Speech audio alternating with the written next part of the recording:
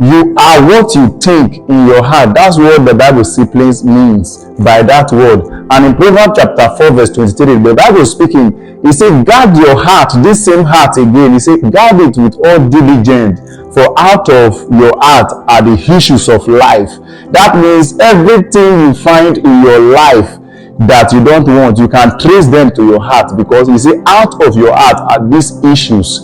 So the first place tell you, say, for as you think it in your heart, so is you are. Then the second place say, so for that reason, guide it with all diligence, so that you will not become what you don't want. Then I want to show us now, I will be using the word heart and mind. Just know that here in this very topic, they mean the same thing now. Now, I want to show us the faculty of the mind. When we say the mind, these are the things, these are the faculty of the mind. The number one thing that I write here is thinking. Don't forget the Bible says, as a man thinketh in his heart, so is he. So thinking is that part of the human mind where he process information and make decision and solve problem. So this part is a place in your heart, a faculty in your heart, where you used to think about things. So that's why the Bible says, as he thinketh in his heart. So if there are things you don't want that in your life, check whether you are thinking about it. For this one, your thinking matters a lot. It's one of the faculty of the mind. Pay attention to what you are thinking, because you are becoming what you are thinking, whether you know it or you don't know it. Then the second thing there is emotion. When we are talking about emotion, we are talking about the part of that human's heart that makes him feel emotional, how make him feel somehow. Let's assume, for instance, you heard that somebody died and the information gets to you. It makes you feel sad, sorrowful.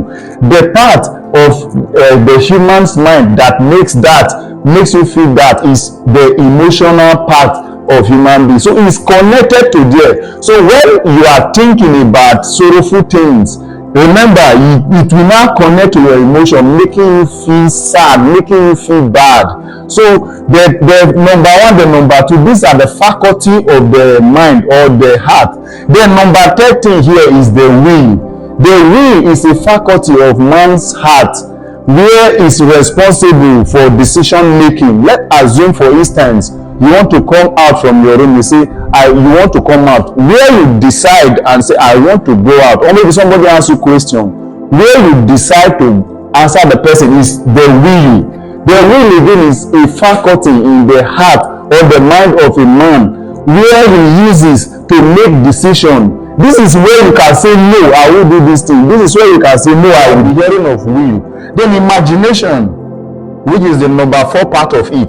The number 4 part of it is that place, that faculty in the heart of man, where without his eyes open, his eyes can be closed and he can see things. He can imagine himself being in a place where he is not.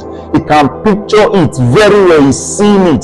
So imagination looks like dream or a movie. You can imagine yourself doing things, seeing things that this is not reality. You are just imagining it. You create it.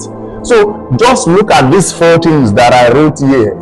These 4 things: the number 1, thinking; the second, emotion; the third, the will; the fourth, the imagination. So we go back to that same Proverbs chapter 23 verse 7 that says, as a man thinketh in his heart, so is he. So beginning from thinking, then as you are thinking in your heart that you are a failure, for instance, it gets connected to your emotion.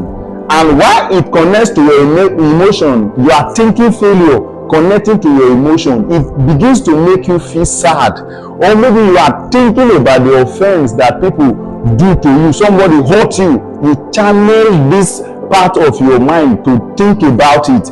Then it's connected to your emotion. Then you begin to get angry. Anger is emotion.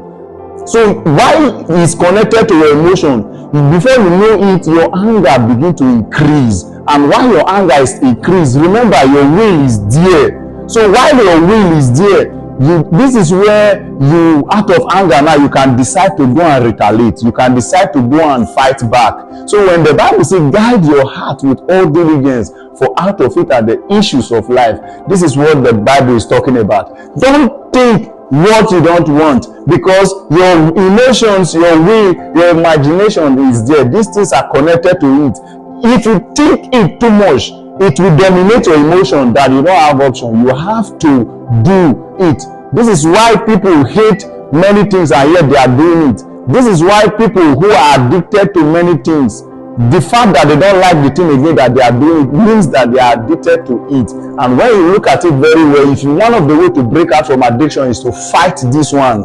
When you fight the things that are coming to your mind, then the will not see it, not connected to the emotion. You must make sure what you imagine are the things that you want, what you think are the things that you want. So these are your minds. These things are your mind. So whenever you see things in your life, see yourself doing things you don't want, behaving in a certain way you don't want, and you want to stop it, this is where you go to the realm of your mind.